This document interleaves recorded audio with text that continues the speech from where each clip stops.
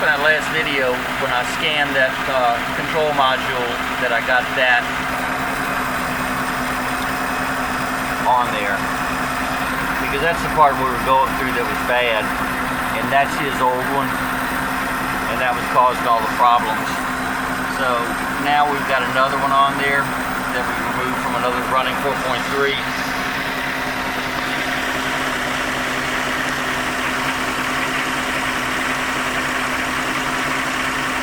I haven't moved anything with timing or any other thing, and you can see that the timing is solid as a rock and staying right where it's supposed to when you rev it up. Let's go and get this with this.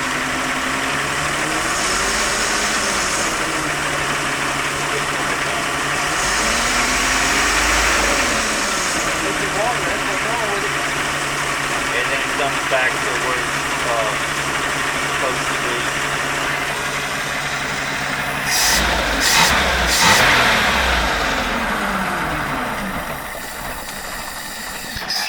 We don't have a linkage on there, so that's probably why it died. But up until that point when I did it, it's been acting great.